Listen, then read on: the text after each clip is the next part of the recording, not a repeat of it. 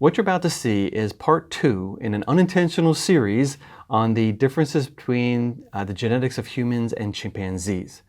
After I posted the first episode, I had at least 3 response videos made, negative response videos, and an awful lot of negative comments. But the second part I filmed sitting in a canoe on a lake in Canada, and I wanted to wait. I was just starting to get experimental results back, and I wanted to wait until I had most of the results back before I released it. And so here I am about to record the third part right here in the studio, and this is where I'm going to be when I come back on the third part. If you haven't watched the first part, you might want to, but there's going to be a lot of review here also, so you're probably going to be okay. Hello, welcome to Biblical Genetics. I'm Dr. Rob. I am today in Muskoka, Ontario, about 3 hours north of Toronto. I came up here for Creation Ministries International 2020 Creation Super Conference, except it's 2023, yes, COVID-19 and all that, much delayed, but what a wonderful week this has been. Had a huge group of people, very excited, some old friends I haven't seen in a long time. One of my good friends, Don Batten, came up from Australia. Spike Saris over here from the Seattle area, I think he lives on the West Coast, somewhere up in the Northwest.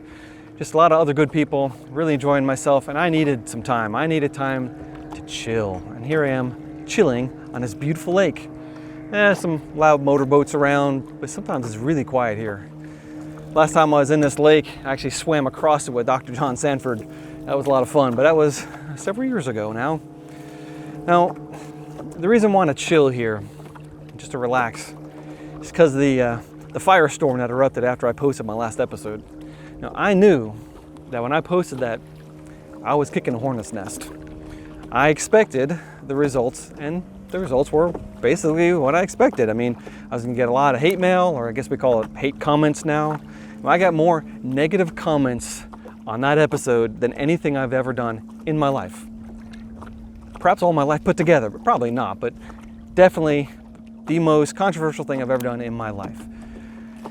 And I knew it was gonna happen before I posted it. So what this is going to be a little bit of a conversation to my supporters and my friends on how stuff like this works, and a little bit of conversation with the other side. But if Erica or Dan or any one of the people associated with you watching this is not really for you, but I'm going to mention a couple things about you later on. But here we are talking about chimpanzee versus human differences. I mean, how different are our genomes? In my last episode, I started with a video. I based it off a video that Erica, who goes by the name of Gutsick Gibbon, posted, pretty much savaging the mathematics and reputation of Dr. Jeffrey Tompkins. And I didn't defend him. And she noticed, yeah, but I did not defend him necessarily. Well, basically what I said is, all right, you guys can argue about this all you want, but this is my position. And that's one of the things I got jumped on about. I didn't address the actual issue. And I knew that any weakness in my argument was going to be twisted around and spit back in my face. I know that any mistakes I made, oh my, I would not get any mercy from the other side. But I also expected to be gang tackled. I expected some groupthink.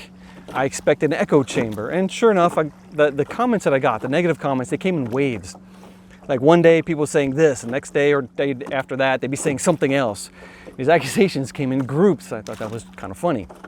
Now, one of the main ones was that, after saying that I'm not a real scientist, or questioning where I got my doctorate, or blah, blah, all those kind of things. The biggest one that I got was that I didn't actually watch the video that I was commenting on. Well, that of course is not true. There's a difference between not watching a video and not agreeing with the video. But I warned myself to be careful in comments. I generally don't engage with comments, and there's good reasons for that. Pardon me, as I'm going over some waves here. There's reasons for that. In fact, most YouTubers don't really engage in their comment section because everybody with any sort of a psychological imbalance in the world has access to a keyboard, and they can post whatever they want. No one's got time to deal with those sorts of things.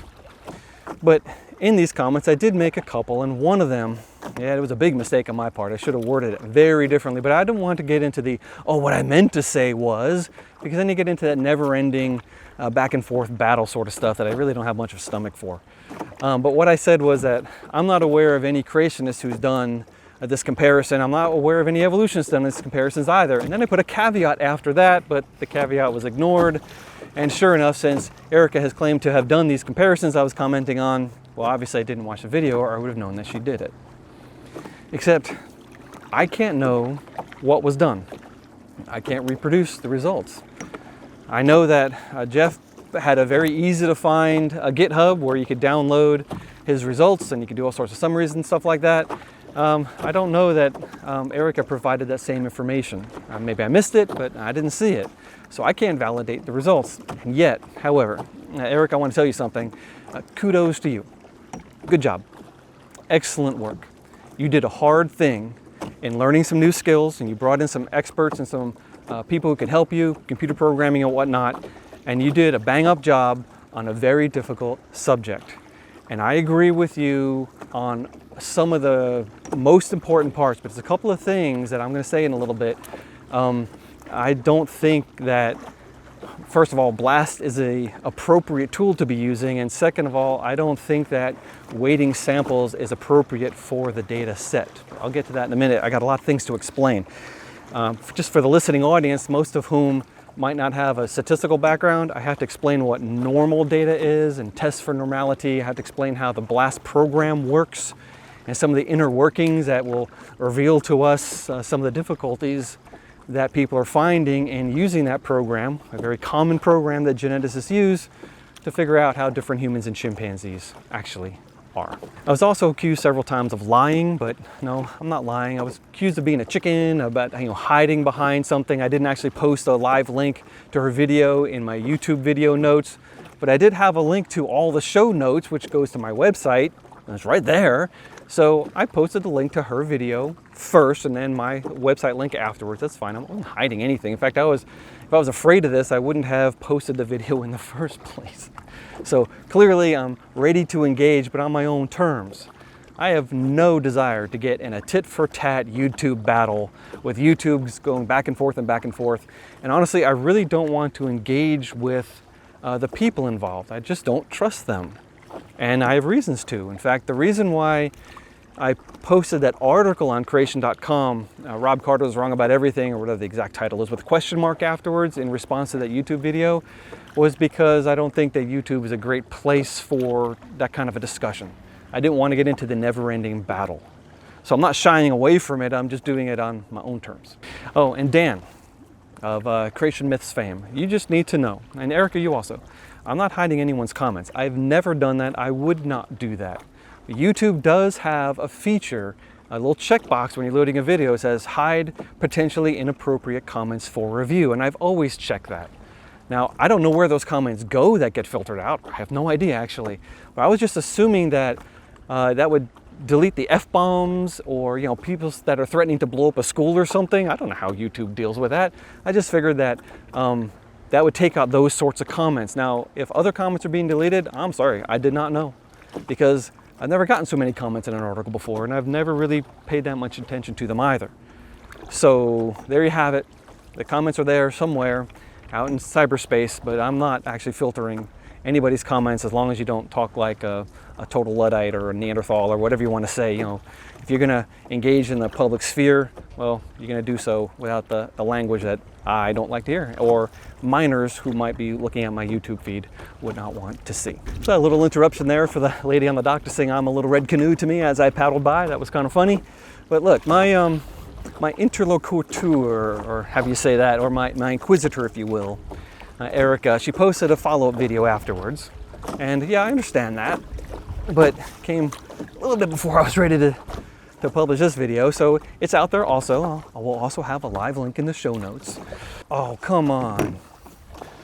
I had a little hiccup there. I don't know why, but from this position I couldn't fix it, so I had to pull up to the shore, but my camera just died. I think it might have ran out of battery, I don't know, but now I'm back on cell phone, so let's go. So here's the setup. We've got a couple of people arguing over human-chimpanzee similarities using genetic data. Now, the genetic data comes from the work of Cronenberg et al. 2018. What they did is they made, Razor getting me again. What they did is they made a whole bunch of what are called contigs, or contiguous DNA elements from chimpanzee. And they did it without reference to the human genome. They said, let's take this PacBio long read sequencing technology and let's see if we can't make really long reads. Well, that sequencing technology tends to make lots of mistakes. So they backed that up with the short read technology that was used to build the original chimpanzee and the original human genomes. So if these really long sequences that are validated, there's 18,000 of them. Well, the data are problematic. So Jeff Tompkins took that data and he just took the average of the lengths. He said, okay, here's how the average length is. And then he used a program called BLAST and he compared these things to the human genome, and he got all these average sequence matches, and he just took the average of that. The thing is, you can't quite do that. And now it is true, and Erica is right. You have to normalize your data. You have to account for the sequence lengths. It's not that simple. It's not actually the way it works because the data themselves are a bit screwy. So let me explain. They took all these sequencing reads and they published them. One of them is 2.7 million letters long. Wow, that's a long sequence. But most of them, in fact 95% of them, are less than 70,000 letters long. In fact, the mode, remember math class, the mode is the one that appears most often, is 1004. So most of these sequences are really tiny, and that bothers me. That's telling me that I've got two different types of sequences here. Really long ones and really short ones, and everything in between, but most of them are really short. When you're looking at data and you want to take an average, you have to test to see if your data are normal. That is, do they follow a bell curve? That's a standard way of thinking about it. You have a nice distribution like a mountain peak, and there's an equal number on the left, an equal number on the right, and the middle point is your average. And if you have normal data, statisticians love this, scientists love it. You can do really easy statistics. But when you don't have normal data, you got to be really careful. There's a lot of tricks you can do to change things around, but normal data are the bane of all scientists because hardly any of our data ever works out the way we want, and we have to do all sorts of leapfrogs to get it fixed the way we want it. But instead of being a normal distribution, the sequence lengths are shaped not like a bell, they're shaped like a ski slope, where everything's piled up on the left side really short and a few of them are really long. So you can't take the average of that. It's unfair. But then when you run it through the BLAST program, you get a bunch of matches. And the matches will also have a similar distribution. A lot of short matches and some long matches. But then you have this thing called the p-ident, or the percent identity. And that's even worse. When you look at the percent identity scores and you make a histogram, you graph how many of them have different similarities, like 50%, 60%, 70%, 80%, 90% in bins, you get a bimodal distribution. You can't take the average of that. What's a bimodal distribution? Well, if you took all humans and you measured their heights and made a graph, you would have a lovely normal distribution. Most human beings are about average, right in the middle. No one's exactly average, or most people are within a few inches of the average, especially if you're talking about, one people group like, Han Chinese or Norwegians or something like that. People follow this beautiful bell curve. But if you take males and females in those populations and graph them separately, you get two different distributions. Because males, on average, are a couple inches taller than females on average. Of course, some females are taller than some males, but there's two different distributions. It's bimodal. There's two peaks in the data. Now, it's really hard to separate those two peaks statistically because they're really close together. I mean, they're almost totally overlapping. They just have slightly different averages of a couple of inches. But in these data, when you look at the percent identity scores from Tompkins' BLAST work, there are two different peaks. One of them closer to 80% and one of them closer to 98%, and they're about equal size. So we have two different sequence classes here. So no one noticed this, and I'm not sure why, but this is one of the things that really bugs me about a lot of genetics work, a lot of people doing biostatistics and things like that. They'll run their data through these giant black boxes, these big pipelines of data stuff, and then they get an answer at the end, but very often they don't go and stop and look at the data themselves. Now this has affected me many times. My work on green fluorescent proteins, I was sequencing a lot of green fluorescent protein genes. I mean, the first time we had a red one and all the other ones I found, and I had to line them up. But as I'm lining them up, I used I think the time it was Clustal W was a program everyone was using, and after that was Clustal X. Clustal is a very common DNA alignment system. But I was aligning them, and then I'm looking at the places where the fluorescent part of the center part of the molecule, which forms a fluorophore, it's called. And I'm looking at the amino acid content, and I'm saying, wait a minute, this makes no sense. Oh, the alignment program was adding gaps that didn't match the codons. That is, the places where the amino acids were being coded for, those 3 little codes. It would add a single gap here, and maybe 10 letters later, a double gap. So it's still a gap of 3, would mess all the amino acids up in the middle, and my fluorophore wouldn't work. I said, oh, wait a second, no. That gap of 3 obviously is a deletion of a single codon, a missing single amino acid. And all I had to do is move those letters left and right in a block to get them to line up properly, and sure enough, all the amino acids were the same, except one was missing. I had to do the same thing with human mitochondria. I had to do the same thing with human H1N1 viruses, I mean thousands of them. I did the same thing with Ebola, but I didn't have a lot of Ebola sequences. And I had to do the same thing with COVID-19 genome. I had at one point 56,000 of them lined up. I used the alignment program to line them up, and then I went through meticulously and I looked at all the gaps, and almost every single gap, every single indels, an insertion or deletion, was either 3, 6, 9, 12, and sometimes 15 letters. Yeah, the gaps were following codons, and they had to be manually aligned. So it's just an example of what happens with some of these data. You got to check your steps. So here we have these sequences that are being used to test the difference between humans and chimpanzees. But let me do something before that. Let me explain how the program BLAST works. It's an amazing program. It was invented way back in the nether regions of technology, back in the 90s. I mean, we had a couple of DNA sequences, we had more protein sequences than that. It was really started to be used for protein sequences, then DNA, and then we added the ability to add gaps and not gaps, and it got a little more technical, but it's still very commonly used. And what it does is this: it takes your genome, your target genome, in this case the human genome, and it makes a database out of it, a database of words. And then you take your query sequence, in this case chimpanzee sequences, and you throw it at the human genome. And what it does is it divides your query sequence up into words, and you can set the word length, and usually 11 is a common word length. So it'll take 11 letters in a row from your query, and it'll try to find that sequence in your target.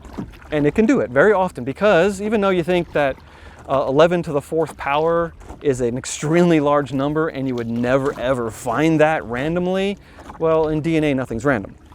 In fact, if you just look at the 4 letters, A, C, G, and T, they're not random. C and G only comprise 40% of the genome. A and T comprise 60%. So C's and G's are found at 20% and A's and T's are found at 30%. They're supposed to be found at 25%, but they're not, because they're not random. In fact, if you take all the 2-letter combinations, AA, AC, AG, AT, they're not found at 1/16th. Even after factoring in the fact that A's are found at 30% of the time, so let's just call it 0.3 for simplicity. 0.3 times 0.3 is 0.09. AA is not found at 0.09.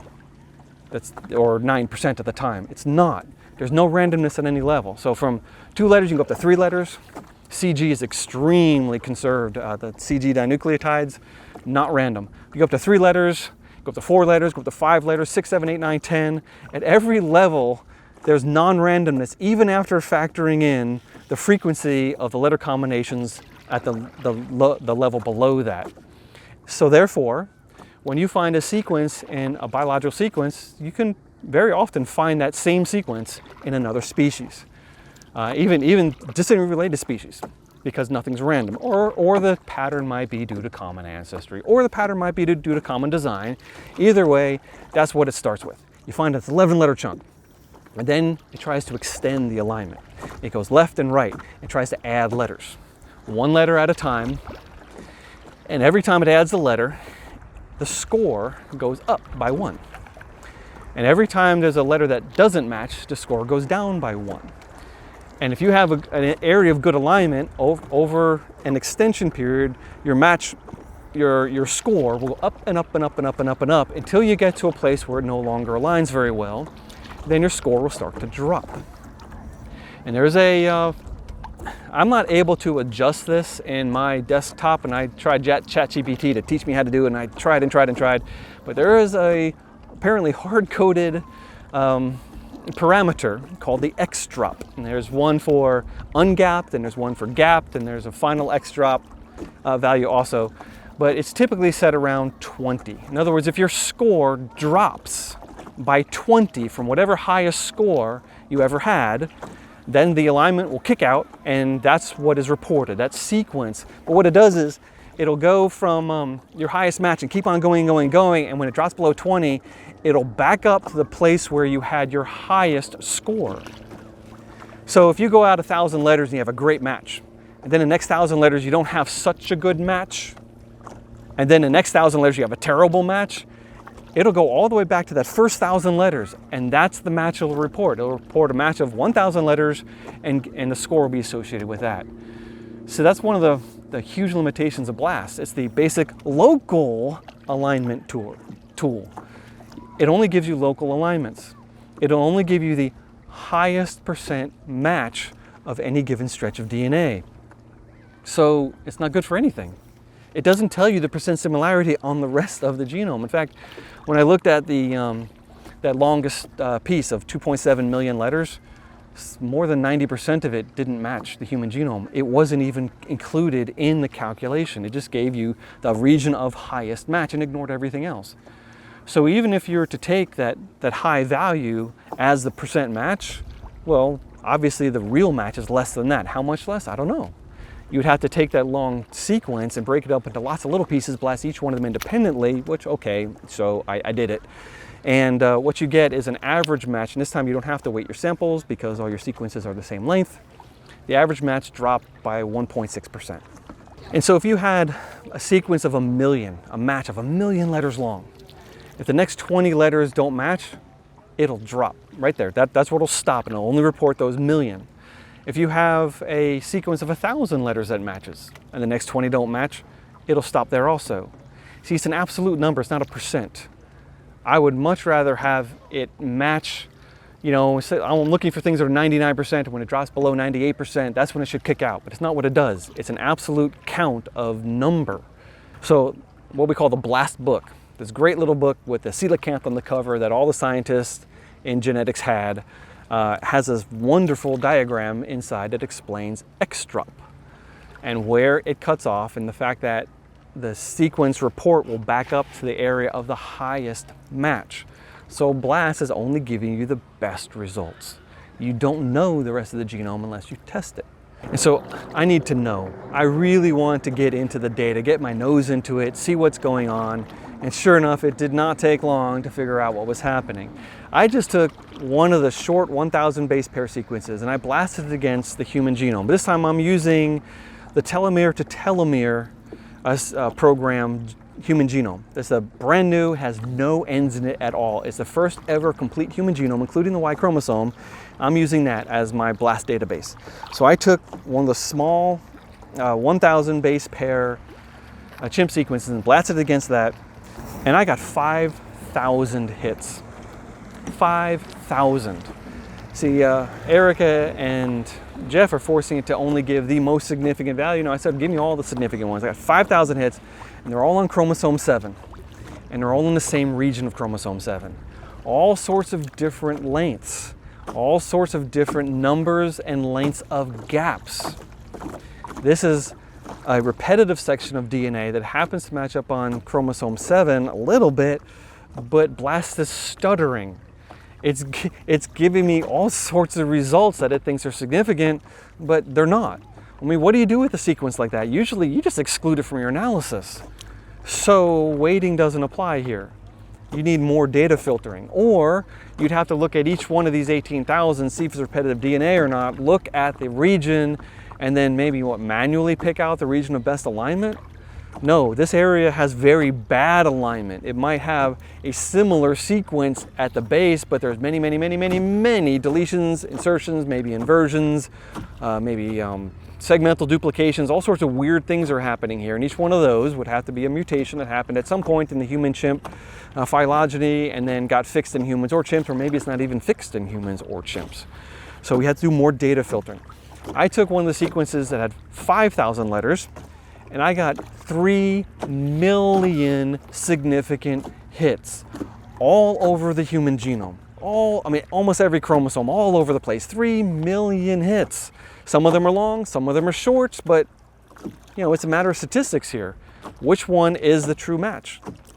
Well, you would have to take the sequence and try to extend it, but the problem is the full 5,000 matched in a lot of cases, and therefore you can't extend it anymore. That's the end of the sequence. You need a longer chimp contig. So honestly, I'm ready to toss BLAST entirely. It is an inappropriate tool. It does not work for comparing humans and chimpanzees. I would love it if it did. If we had sequences that were created de novo and were accurate and were about the same length, so you don't have to do any weighting, then you could possibly do this, but you probably have to separate it into coding region, non-coding region, repetitive DNA. You'd have to do some masking, which brings up all sorts of questions about similarity. I mean, what % similarity are you talking about when you have to delete data or mask the data? And that's the issue. So this is why when I gave my response video, I pretty much just accepted at face value Seaman and Bugs's work on their alignment program, and they said that the % similarity of all the alignable areas is 96.6%. That's our starting point. It's less than that, because even in that area, after they got rid of all the things humans and chimps didn't share, there were still places that didn't align at all. And then when you factor in all the hundreds of thousands of indels, it's more places that don't align. And so in Erica's video, she said, yeah, she'd be happy with humans and chimps being about 95% similar. Okay, I'll take that. I'll have that as a starting point. I think it's less than that though. But it depends on if you're talking about total % similarity, which is very hard to calculate, or % similarity of only the shared regions. Okay, and that's the issue. This calls for a lot of humility. There's a lot of people with opinions. There's a lot of mistakes being made, and it's very difficult to wrestle with. It does impinge upon the creation-evolution debate in some ways. In the other sense, it doesn't really matter at all, but humans and chimpanzees can be similar. I'm fine with that because they are. But I also want to know, maybe I shouldn't even ask the question, but I just kind of wanted to know why Erica and Dan and Glenn Williamson, that's the name, I hope I got it right, with all their brilliance and all their smart brains and Glenn's obvious computing prowess, why they even care? I mean, if we're just stardust, if we're just accidental collections of molecules that came together for a little while and then are going to go away and depart and never be seen again, I mean, what gives? Who cares what anyone else thinks? Especially considering that creation is not really a threat to evolution because we're a small community and, well, most people either ignore us or don't tell the truth about what we say, and therefore we don't seem to have much of an effect on them. Well, so what? I mean, it's not like flat earthers that were taking over the internet a couple of years ago and causing all sorts of problems. Creationism doesn't really have that big a deal in the halls of science. I'm no threat to anybody. I'm not going to make anyone lose their career. But there's a reason for me to care. And the reason I care, because Jesus red-pilled me. One day, I woke up. I no longer believed what I used to believe. And my eyes are open to the spiritual battles that are happening around us. And the people that don't believe there's a spiritual side of life at all, well, I think they're missing something. I think they're missing something very important. And if evolution in general is a reason for them to deny the spiritual side of life, well, then I'm going to try to address evolution. If belief in billions of years is the reason why they don't believe in the claims of Jesus, well, then I'm going to try to address the belief in billions of years. But from the other side, who cares? Who cares one lick about anything? Nothing matters at all, except, you know, we need a paycheck because we get hungry, but even hunger is just a mirage because, you know, we're really not anything and we're not reporting to the universe. The universe is just going to eat us alive one day because it's just dust. But if we're not dust, if we're created in the image of God, if we are spiritual beings, if we can relate to this God of the Bible, then there's some very important things that have to happen. The person's going to have to first acknowledge that this God exists. Second, acknowledge that this God is in control. Third, acknowledge that this universe is created. I mean, I am not hiding anything that I'm aware of. I am not scurrying around trying to pretend I'm someone I'm not. I'm a fallible, sometimes angry, sometimes depressed, sometimes very confused individual, and yet I'm also a follower of Jesus, and he's more important to me than anything else. He's more important to me than science. He's more important to me than food. He's more important to me than reputation. And that's clear because last week my reputation was sullied. Got all that hate mail. But that's all I'm going to say for now. This really wasn't a message for anyone in particular, but for all my friends and family and supporters out there who root me on, I really appreciate it. Hey, if you're a Christian, you want to get into the public arena, you got to understand that you're going to be insulted. You're going to be bullied. You're going to be badgered. Your name is going to be dragged through the mud with every possible accusation thrown at you. And a lot of those aren't going to be true. Some of them will be true. That's the hard thing, knowing that if people really know you, they can accuse you of a lot of things. But in general, the public don't know you very well, so they just throw random things at you. And it is depressing. And it is hard to hear. It is hard when people are accusing you of this and accusing you of that, and you just want to come back swinging, come back fighting, but you can't do that because that actually distracts from the debate. When you get to the point where you're being self-defensive about everything, then the conversation shuts down and it just becomes a slug match of mocking. And no, we're better than that. We can hold the Bible in our hands and defend it confidently and competently without having to resort to being a jerk. And that's really all I want to say. I'm trying to model that non-jerkiness even though it's hard. I'm trying to not be depressed even though a lot of people called me a lot of bad names last week. But it's okay. Why? Because I've got something bigger and I've got something better. Like that big old boat that's bearing down on me right now that I want to stay here in the shallows because I don't want to go over there and get run over.